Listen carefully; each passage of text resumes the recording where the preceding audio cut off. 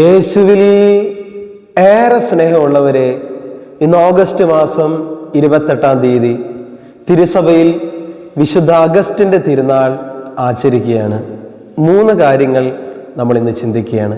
ഒന്നാമതായിട്ട്, പാപത്തിൻ്റെ പടുകുഴിയിൽ നിന്നും പരിശുദ്ധിയുടെ പടവുകളേറിയ ഒരു വിശുദ്ധനാണ് വിശുദ്ധ അഗസ്തീനോസ്.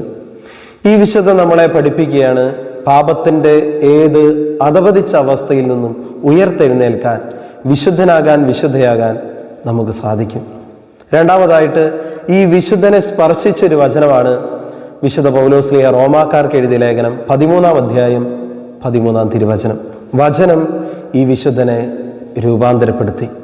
അതുകൊണ്ട് നമ്മുടെ ജീവിതത്തിൽ അശുദ്ധിയുടെ മേഖലകൾ ഉണ്ടെങ്കിൽ വചനം വായിക്കുമ്പോൾ പ്രിയപ്പെട്ടവരെ, നമ്മുടെ ജീവിതം വിശുദ്ധിയുള്ളതായിട്ട് മാറും. കർത്താവ് പറഞ്ഞില്ലേ, ഞാൻ പറഞ്ഞ വചനങ്ങൾ നിമിത്തം നിങ്ങൾ ശുദ്ധിയുള്ളവരായിരിക്കുന്നു. മൂന്നാമതായിട്ട്, ഈ വിശുദ്ധൻ്റെ വിശുദ്ധിയുടെ പുറകിൽ ഒരു അമ്മയുടെ, വിശുദ്ധ മോനിക്ക പുണ്യവതിയുടെ പ്രാർത്ഥനയുണ്ട്. പ്രിയപ്പെട്ടവരെ, പലരുടെയും പ്രാർത്ഥനയാണ് വിശുദ്ധിയിൽ നമ്മളെ പിടിച്ചു നിർത്തുന്നത്.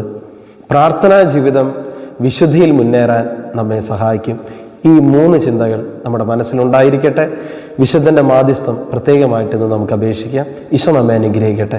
നല്ല ഈശോയെ, ഈ സന്ദേശം കേട്ടുകൊണ്ടിരിക്കുന്ന ഓരോ മക്കളെയും ആശീർവദിച്ച് അനുഗ്രഹിക്കണമേ. പാപത്തിൻ്റെ പടുകുഴിയിൽ നിന്ന് ഉയർത്തെഴുന്നേൽക്കുവാൻ ഞങ്ങൾക്ക് കൃപ നൽകണമേ. വചനമെന്ന് ധ്യാനിച്ചുകൊണ്ട് വിശുദ്ധിയിൽ ജീവിക്കുവാൻ കൃപ നൽകണമേ. പ്രാർത്ഥനാ ജീവിതം നയിച്ചുകൊണ്ട് കൂടുതൽ വിശുദ്ധിയിൽ മുന്നേറുവാൻ ഞങ്ങൾക്ക് അനുഗ്രഹം നൽകണമേ. ഈ സന്ദേശം കേട്ടുകൊണ്ടിരിക്കുന്ന ഓരോ മക്കൾക്കും അതിനുള്ള വലിയ കൃപയുണ്ടാകട്ടെ, ഇപ്പോഴും എപ്പോഴും എന്നേക്കും. ആമേൻ.